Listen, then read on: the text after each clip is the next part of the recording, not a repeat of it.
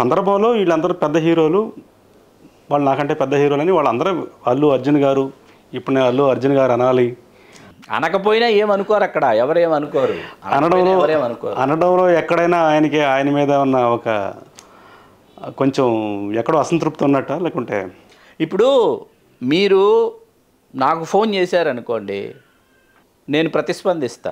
నేను ఫోన్ చేశాను అనుకోండి, మీరు ప్రతిస్పందిస్తారు. మీరు నా కోసం వచ్చారు అనుకోండి, నేను మీకోసం వస్తా.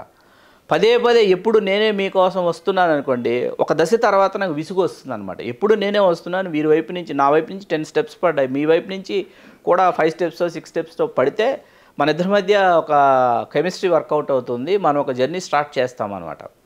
నాకు ఉన్నటువంటి అవగాహనలు ఏంటంటే, మీకు పవన్ కళ్యాణ్ గారి కోసం అభిమానులు కావచ్చు, ద్వితీయ శ్రేణి నాయకులు కావచ్చు, లేకపోతే ఆ పార్టీ కార్యకర్తలు కావచ్చు, వీళ్ళందరూ ఏంటంటే వాళ్ళు త్యాగాలు చేస్తూనే ఉండాలి, వాళ్ళు ఆయనను ప్రేమిస్తూనే ఉండాలి, వాళ్ళు ఆయనను అభిమానిస్తూనే ఉండాలి.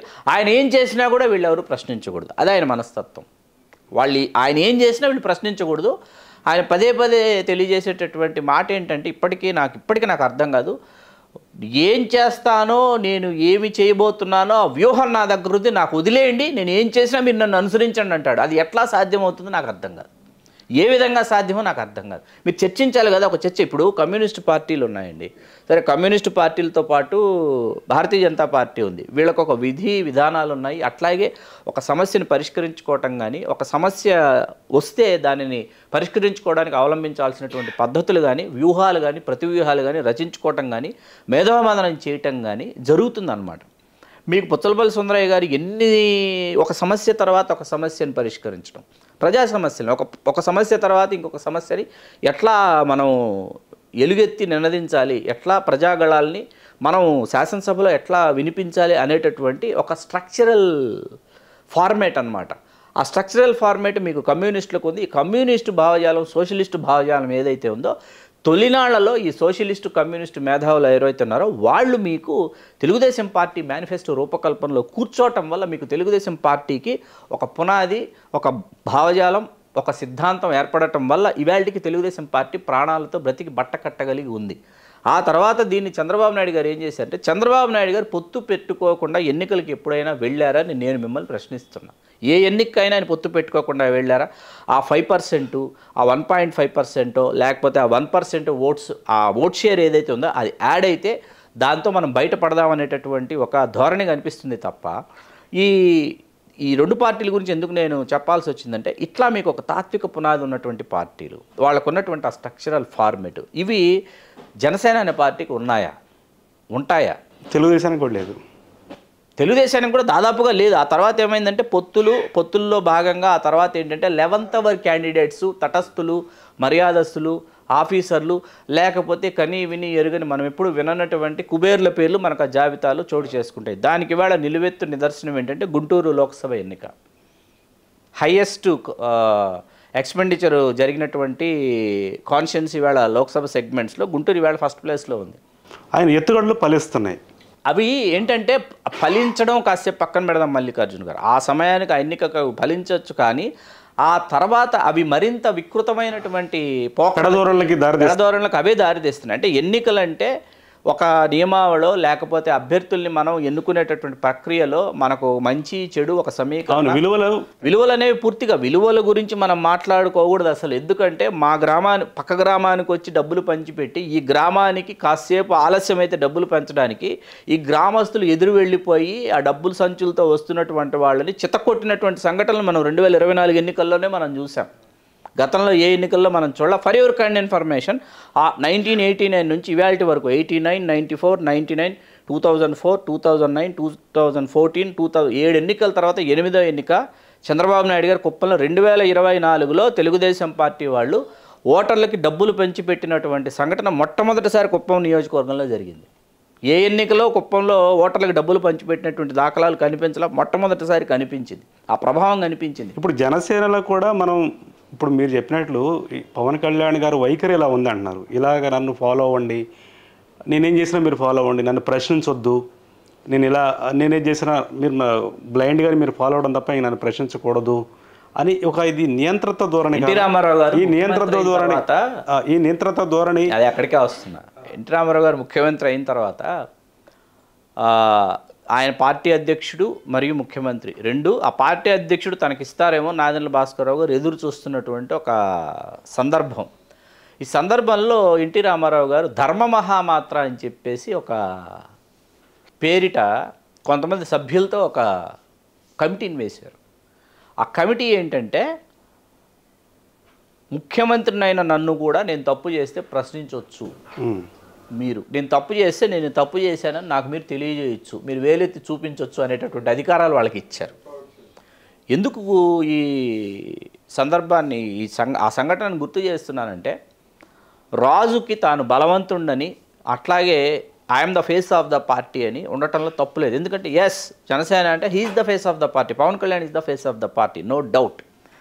అయితే మీరు ఫేస్ ఆఫ్ ద పార్టీ ఎలా అయ్యారు, ఎందుకు అయ్యారు, ఎప్పుడు అయ్యారు అంటే, మీ వెనకాల మిమ్మల్ని ప్రేమించేటటువంటి అభిమానులు, అట్లాగే మీ వెనకాల ఆంధ్రప్రదేశ్లో అసంఖ్యాకంగా ఇవాళ 175 నియోజకవర్గాల్లో 67 శాసనసభ నియోజకవర్గాల్లో మొట్టమొదట స్థానం వహిస్తున్నటువంటి మీ సామాజిక వర్గం యొక్క ఓటర్లు, ఆ తర్వాత వచ్చేసి మీ విధి విధానాలు, మీ భావజాలం నచ్చి ఒక మూడో ప్రత్యామ్నాయానికి అవకాశం ఉంటుందేమో అని ఆశించేటటువంటి సరికొత్త ఆశావహులు, వీళ్ళందరూ కలిస్తేనే you are the face of the party.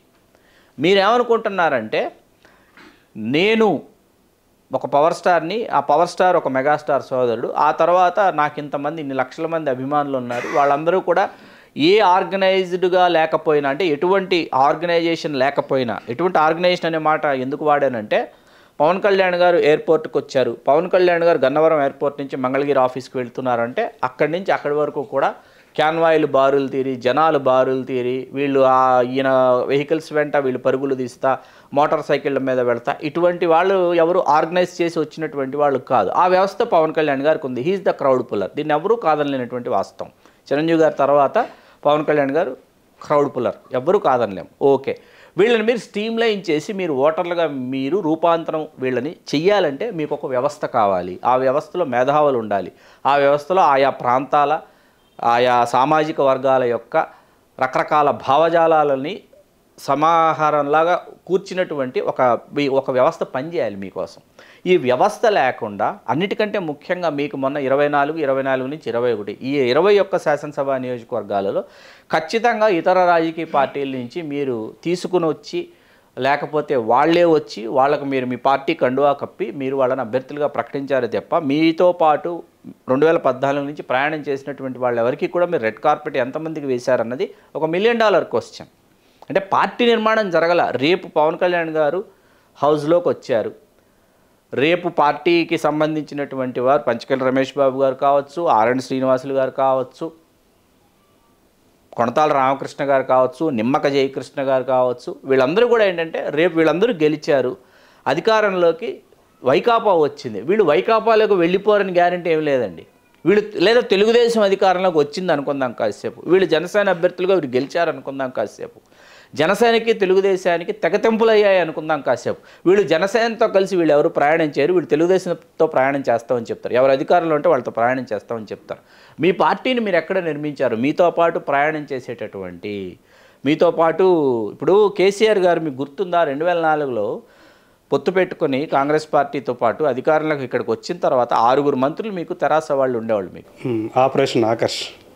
ఆ తర్వాత ఏంటంటే, వీళ్ళు ఆ తెగతింపులు అయిపోయిన తర్వాత వీళ్ళు వెలుపలికి రావాల్సి వచ్చిన సమయంలో కూడా వీళ్ళు వెలుపలికి వచ్చేసారు. ఒక సంతోష్ రెడ్డి, శనిగారం సంతోష్ రెడ్డి గారు రాలా, 1 రోజు 2 రోజులు ఊగిసలాడి ఆ తర్వాత వెలుపలికి వచ్చేసారనమాట. ఆయన కూడా ఆ వెలుపలికి రావాలనుకున్నప్పుడు ఆ సిద్ధాంతాలకి, ఆ భావజాలానికి మీరు కట్టుబడి మీరు వెనక్కి రావాల్సినటువంటి విషయం చాలా ముఖ్యమైనటువంటి. అలాగే భాజపాకి తెలుగుదేశానికి తెగతింపులు జరిగినప్పుడు మొన్న 2014లో వీళ్ళు అధికారంలో కామినేని శ్రీనివాస్ గారు ఒక మంత్రి, పైడికొండల మాణిక్యాలరావు గారు ఒక మంత్రి కదా భాజపా నుంచి తెలుగుదేశం ప్రభుత్వంలో.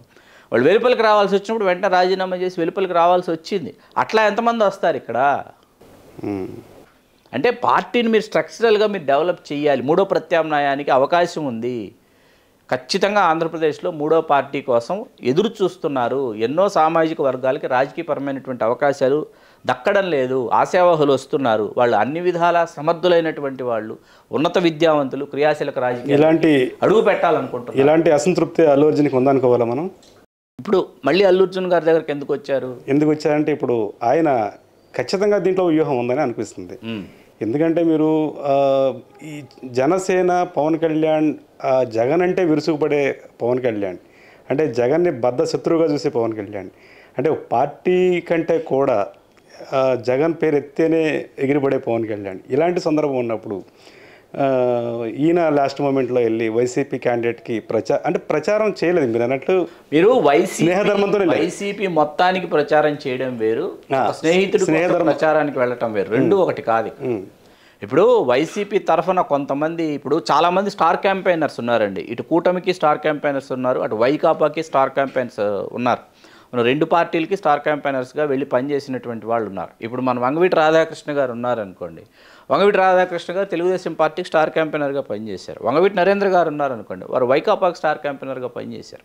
ఇక్కడ రవిచంద్ర కిషోర్ రెడ్డి శ్రీమతి, అల్లు అర్జున్ శ్రీమతి ఇరువురు చాలా మంచి స్నేహితులు.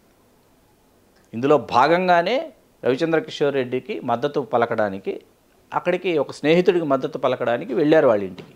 అంతే తప్ప వైకాపాకి, అదే మీరు చెప్పిన ఉదాహరణలో కూడా 2004లో అసునత్ గారికి ప్రచారం చేయటం అనేది ఓకే, అది అప్పటికి చిరంజీవి గారు రాజకీయంగా ఎలాంటి యాక్టివ్ రోల్ లేదు, ఆయన ఏ పార్టీ పెట్టలేదు. సో నేను నా స్నేహధర్మంతోనే చేశానన్నారని. కానీ ఈరోజు పరిస్థితి అలా లేదు. ఇప్పుడు ఈరోజు పరిస్థితి ఎలా ఉంది? జనసేన ఈడు తెలుగుదేశం రెండు కూటమి చాలా హోరాహోరీ పోరు నడుస్తుంది. పవన్ కళ్యాణ్ ఎక్కడో చాలా సీరియస్గా దీన్ని కంటెస్ట్ చేస్తున్న విషయం ఇది. జగన్ని చాలా పర్సనల్గా, అంటే పర్సనల్ రాజకీయ ప్రత్యర్థి అయినప్పుడు కూడా చాలా పెద్ద ఎత్తున జగన్ మీద ఎగిరిపడుతున్న సందర్భం ఇది. ఈ సందర్భంలో ఆయన పార్టీ క్యాండిడేట్కి ఆయన మద్దతు ఇవ్వడం అనేది ఎక్కడో ఈ తెలియని ఒక అంతర్గతంగా రగిలే ఒక చిన్న ఇదిగా అనిపిస్తుంది. మీ ప్రశ్నలో నేను దేంతో ఏ అంశంతో ఏకీభవించడం లేదంటే, పవన్ కళ్యాణ్ గారు 21 స్థానాల్లో తన పార్టీ అభ్యర్థుల్ని, ఏ పార్టీల నుంచి వచ్చిన వాళ్ళైనా కావచ్చు, కండువా కప్పిన తర్వాత ఈ పార్టీ అభ్యర్థులే కదా నించోబెట్టి పోటీ చేయిస్తున్నారు. పవన్ కళ్యాణ్ గారు 175 నియోజకవర్గాల్లో పోటీ చేసి ముఖ్యమంత్రి పీఠం కోసం నేను పోటీ పడుతున్నాను అని చెప్పి, అప్పుడు మీకు అల్లు అర్జున్ గారు ప్రత్యర్థి పార్టీ కోసమో ప్రత్యర్థి పార్టీ అభ్యర్థి కోసం ప్రచారానికి వెళితే అప్పుడు మనం పూర్తి స్థాయిలో ఇంకొకసారి కూలంకషంగా జగన్ ఎట్టి పరిస్థితుల్లో అధికారంలో రాకూడదని కదా పవన్ కళ్యాణ్ గారు అంటుంది. ఇక్కడ జగన్ ఎట్టి పరిస్థితుల్లో అధికారంలో రాకూడదని అంటాను. సరే ఓకే, అది పార్టీ స్టాండ్, అది కూటమి స్టాండ్, అది కూటమి స్టాండ్. అది ఏది జగన్మోహన్ రెడ్డి గారు తిరిగి అధికారంలోకి రాకూడదు అనేది కూటమి స్టాండ్. అది ఆ కూటమి స్టాండ్ కూటమి తీసుకుంది. నేను కూటమిలో భాగస్వామ్యం కాదు, వైకాపాలోనే నేను భాగస్వామ్యం కాదు, నా స్నేహితుడు అక్కడ పోటీ చేస్తున్నాడు, నేను వెళ్ళి ప్రచారం చేసి వచ్చా, లేకపోతే మద్దతు పలికి వచ్చా, అంతే చెప్తున్నాడు మీకు అల్లు అర్జున్. ఓకే, చివరిగా మీరు అల్లు అర్జున్ని, రామ్ చరణ్ని ఇద్దరిని చాలా చిన్న ఏజ్ నుంచి చూస్తూ వచ్చారు మీరు. ఓకే, సో ఎలా ఉంటుంది అల్లు అర్జున్ మనస్తత్వం? ఆయన వెరీ ఫ్రెండ్లీ. తర్వాత ఏంటంటే జ్ఞాపక శక్తి చాలా ఎక్కువ. ఒకసారి మీరు పరిచయం మీతో మాట్లాడిన తర్వాత ఖచ్చితంగా మళ్ళీ మీరు ఎప్పుడు ఎక్కడ ఎదురుపడినా కూడా మిమ్మల్ని గుర్తుపడతాడు, మిమ్మల్ని పలకరిస్తాడు. తర్వాత హ్యూమన్ టచ్, నాకు అల్లు అర్జున్ గారిలో విపరీతంగా నచ్చేటటువంటి విషయం ఏంటంటే హ్యూమన్ టచ్. అంటే మీకు ఆ కరచాలనం చేయటం కానివ్వండి, మీ భుజం తట్టడం కానివ్వండి, మిమ్మల్ని కౌలించుకోవడం కానివ్వండి, హృదయపూర్వకంగా మిమ్మల్ని అతను గౌరవిస్తాడు. మెగా కుటుంబంలో స్టార్ వార్ లేదంటారు అయితే? ఖచ్చితంగా ఉండదు అని అభిలషించేటట్టు. కానీ ఇటీవల కాలంలో రామ్ చరణ్, అల్లు అర్జున్ ఇద్దరు కొద్దిగా అంటే ఆ బాండింగ్ తగ్గింది, వాళ్ళిద్దరి మధ్య ఐక్యత కనపడతలేదు. అంటే ఇక్కడ దానికి సమాధానం ఏంటంటే, నాకు బాగా ఇప్పటికీ గుర్తు మల్లికార్జున్ గారు, మీకు అల్లు అర్జున్ ఆర్య పూర్తి అయిపోయిన తర్వాత 2004 ఆ సమయంలో 2004 సమయంలో మీకేంటంటే అర్జున్ అని మీకు మహేష్ బాబు హీరోగా ఒక సినిమా, అర్జున్ అనే టైటిల్ గీతా ఆర్ట్స్లో రిజిస్టర్ చేశారు. గుణశేఖర్ గారు అడిగారని టైటిల్ ఇచ్చేశారు. ఇచ్చేసిన తర్వాత నేను సినిమాకి వెళ్ళా. సినిమా చూసి వచ్చిన తర్వాత లాస్ట్లో చెప్తాడు నా పేరు అర్జున్ అని చెప్తాడు హీరో. అంతా అయిపోయిన తర్వాత చెప్తాడు. దానికోసం ఇప్పుడు టైటిల్ ఇచ్చేశారు, ఎందుకు ఇచ్చేశారు అని నేను డైరెక్ట్గా అల్లు అర్జున్ గారిని అడిగింది గుణశేఖర్ గారు. సార్ గుణశేఖర్ గారు అడిగితే ఇవ్వకుండా ఎట్లా ఉంటాం, సర్లేండి పోయింది, ఇంకో టైటిల్ కూడా రిజిస్టర్ చేశాను అన్నాడు. ఇది 2004 అండి, బాగా గుర్తుపెట్టుకోండి. ఏంటి ఆ టైటిల్ అని అన్నా, ఆ టైటిల్ చరణ్ అర్జున్. చరణ్ ఇంకా హీరో కాల, చరణ్ హీరో అయింది 2007లో. ఇదేంటి ఈ టైటిల్ ఎందుకు రిజిస్టర్ చేశారంటే, తప్పకుండా నేను చరణ్ కలిసి ఫ్యూచర్లో యాక్ట్ చేస్తాము, యాక్ట్ చేయాలి కాబట్టి ఈ టైటిల్ రిజిస్టర్ చేసాం. అరవింద్ గారు ఆ మాటకు కట్టుబడి ఉన్నారు. వాళ్ళిద్దరిని పెట్టి త్వరలో చరణ్ అర్జున్ అని ఒక భారీ మల్టీ ఇప్పటివరకు అలాంటి డిస్కషన్ కూడా ఎక్కడ జరిగింది? అల్లు అరవింద్ గారు మొన్న కూడా చెప్పారు ఈ విషయం. అది ఆహాలో మొన్న కూడా చెప్పారు అల్లు అరవింద్ గారు. వాళ్ళిద్దరి పేరు మీద టైటిల్ అలాగే ఉంది, రెన్యువల్ చేస్తూనే ఉన్నాం ఆ టైటిల్. దాని గురించి డిస్కషన్స్ అయితే జరుగుతూ ఉన్నాయి. ఖచ్చితంగా వీటన్నింటికి తెర పడుతుంది త్వరలో. అది ఈరోజు మెగా కుటుంబంలో ఎలాంటి మనస్పర్ధలు కానీ అసూయలు కానీ లేవని చెప్పి శ్రీకాంత్ గారు చెప్తున్నారు. నిజంగా వాళ్ళిద్దరూ ఇంకా మంచి సినిమాలు తీసి ఇంకా వాళ్ళ సేవలు కూడా ప్రజలకు అందించాలని, వాళ్ళు రాజకీయంగా కూడా రావాలని, రాజకీయంగా వచ్చి వాళ్ళ కోసం ఎదురు చూసే వాళ్ళకి కొంచెం వాళ్ళు తోడ్పాటునివ్వాలని నేను కోరుకుంటూ thank you Mallikarjuna. Thank you very much. Please do subscribe to Telugu Rajyam channel. Please do subscribe to Telugu Rajyam channel. Please do subscribe to Telugu Rajyam channel. Hi అండి, నేను మీ ఆర్పీని, నెల్లూరు పెద్దారెడ్డి చేపల పులుసు ఓనర్ని. మీరు తెలుగు రాజ్యం అనే ఈ యూట్యూబ్ ఛానల్ సబ్స్క్రైబ్ చేసుకుని మంచి మంచి వీడియోలతో వస్తారు. Thank you so much. Hi people, I'm Sonakshi Verma and you please watch Telugu Rajam and please subscribe to the channel.